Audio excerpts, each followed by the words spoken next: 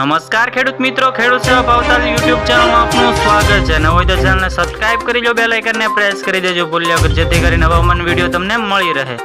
હવામાન નિષ્ણાંત આંબાલાલ પટેલની સૌથી મોટી આગાહી છે। હવામાન નિષ્ણાંત આંબાલાલ શાસ્ત્રી આંબાલાલ પટેલે વારંવાર ચોમાસાને લઈને આગાહી કરી છે। તો ત્યારબાદ તેમણે વર્ષ 2024ની આગાહી કરતા જણાવ્યું છે કે આ વર્ષે કેરળમાં ચોમાસું વહેલું બેસે તેવી શક્યતાઓ દેખાઈ રહી છે। જે સૌથી મોટા સમાચાર મળી આવે છે, જે વાવણી તારીખ હવામાન શાસ્ત્રી આંબાલાલ પટેલે વારંવાર ચોમાસાને લઈને આગાહી કરી છે।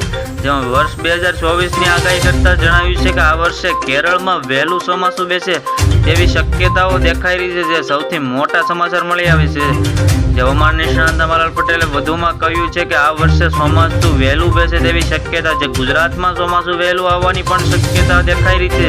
જે સૌથી મોટા સમાચાર મળી આવે છે, જે પ્રમાણ છે કે આ વર્ષે 8 થી 14 તારીખ વચ્ચે ચોમાસું ગુજરાતમાં આવે તેવી શક્યતા દેખાઈ રહી છે। જે કેરળમાં ચોમાસું બેસી જાય ત્યાર પછી મુંબઈ અને ત્યાર પછી ગુજરાતમાં 8 થી 14 જૂન વચ્ચે ચોમાસું આવવાની તેમણે આગાહી કરી છે। જે સામાન્ય રીતે ગુજરાતમાં 15 જૂનથી ચોમાસું વરસાદ થતો હોય છે। જો કે હવામાન શાસ્ત્રી આંબાલાલ પટેલે આગાહી કરતા જણાવ્યું છે કે આ વર્ષે ચોમાસાની શક્યતા વધુ દેખાઈ રહી છે।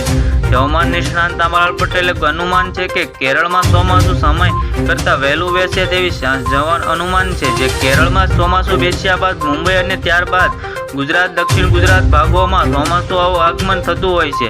ત્યારબાદ ગુજરાતમાં 8 થી 14 જૂન વચ્ચે ચોમાસું બેસવાની શક્યતાઓ દેખાઈ રહી છે। જે ગુજરાતમાં 15 જૂન બાદ ચોમાસું વરસાદ થતો હોય છે। જે આ વર્ષે ચોમાસું વહેલું બેસશે। શિક્ષણ વિભાગ કરી છે મોટી જાહેરાત, 35 દિવસ ઉનાળુ જાહેરાત જે કરાઈ છે શરૂઆત। રાજ્યના શિક્ષણ વિભાગ દ્વારા ઉનાળાનું વેકેશન જાહેર કર્યું છે, જે 9 મે થી 12 જૂન વચ્ચે થઈ રહ્યું છે। T20ની જાહેરાત, મોટી વર્લ્ડ કપની ઇન્ડિયા ટીમ જાણો, કોઈ હશે ટીમમાં કોણ હશે જાણો। ખેલાડીઓના નામ, ક્રિકેટ રશિયા માટે સારા સમાચાર મળી આવે છે। હાલ ક્રિકેટના વર્લ્ડ કપ જાહેરાત થઈ રહી છે।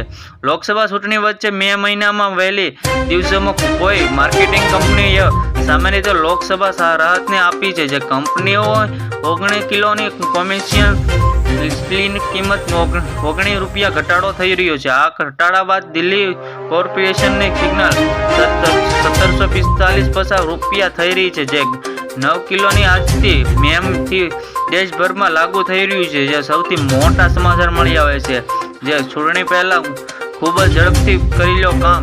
આ મહિને લોકસભા ચૂંટણી વચ્ચે મે મહિનામાં પહેલી દિવસોમાં લોકસભા ચૂંટણી આવી જ રીતે ફરી મળ્યા। જોતા રહો ખેડૂત સેવા ભાવતાલ યુટ્યુબ ચેનલ।